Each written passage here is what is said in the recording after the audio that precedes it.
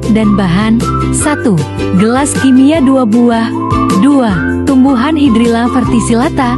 3. Cara kerja. 1. Gelas kimia diisi air sampai setengahnya dan diberi label A dan B.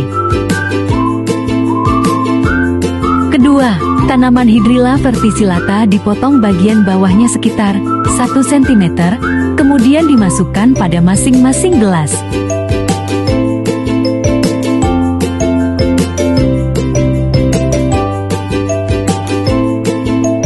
Ketiga, gelas A diletakkan di tempat biasa sedangkan gelas B diterangi dengan lampu.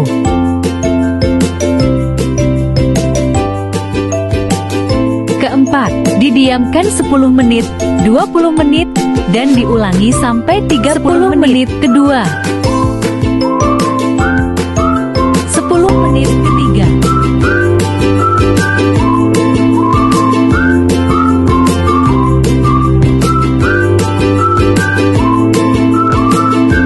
Apa tujuan dari praktek uji greenhouse?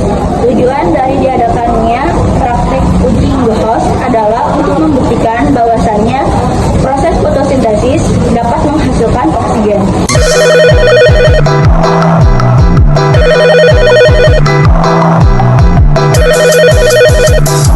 Aku berlutut?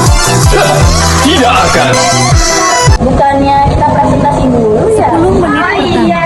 Oke, sebelumnya Assalamualaikum warahmatullahi wabarakatuh. Kami dari kelompok 5 izin mempresentasikan hasil praktekum uji greenhouse. Di sini sebelumnya perkenalkan, nama aku Melani dan rekan saya Jessia, saya Rifda, saya Nika. Kami semua dari kelas 12A. Pertanyaan pertama, perilaku manakah yang menghasilkan gelombang udara yang paling banyak? Gelas B, yaitu gelas yang langsung diletakkan di bawah lampu belajar. Hal ini terjadi karena tumbuhan Hydrilla mendapat cahaya yang lebih tinggi sehingga proses fotosintesis berlangsung lebih cepat. Pertanyaan nomor 2, fungsi penggunaan lampu belajar. Berfungsi sebagai cahaya buatan yang berperan membersihkan cahaya matahari. Cahaya ini dibutuhkan oleh tumbuhan Hydrilla untuk proses fotosintesis.